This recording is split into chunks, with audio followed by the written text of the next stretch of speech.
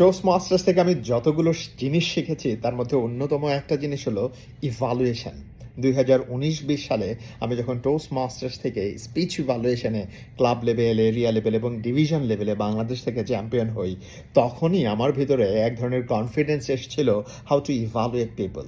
এখানে লার্নিংটা আমরা যেটা প্র্যাকটিস করি সেটা হলো CRC formula. C stands for commendation, R stands for recommendation, and another C stands for commendation. I mean commendation, recommendation, commendation. So a kind of sandwich formula. শুরু করি আমরা একটা পজিটিভ ফ্রেমিং ইন্টেন্ট দিয়ে, যেন positive ওয়েতে স্টার্টটা করি। So যাকে ইভ্যালুয়েশনটা করছি বা ফিডব্যাকটা দিচ্ছি উনি যেন ওপেন আপ হয়। Then we talk about the improvement area so that in ফিউচারে সেম মিস্টেক্সটা আর যেন না হয়। And we end our speech, I mean evaluation speech, with another commendation.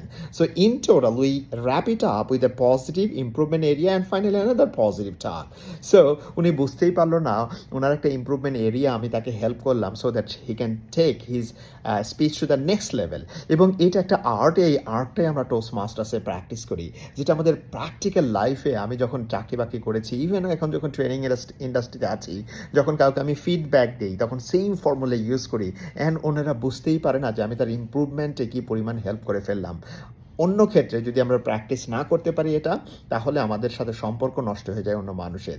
সম্পর্ক নষ্ট হয় বিকজ আমার উদ্দেশ্য ঠিক আছে, আমার ইন্টেনশন ঠিক আছে, কিন্তু আর্টটাতে ঝামেলা থাকার কারণে রিলেশনশিপে ঝামেলা হয়। Because human psychology is designed in a way we can not take any negative things about our self, about our deed, আমরা যেটা করেছি সেই ব্যাপারে নেগেটিভ কোনো কিছু নিতে পারি না। সো ফিডব্যাকটা বা ইভালুয়েশনটাও দিতে হবে এমনভাবে যেন উনি সাইকোলজিক্যালি বুঝতেই না পারে আমি ওনার ইম্প্রুভমেন্ট এরিয়া নিয়ে কথা বলেছি।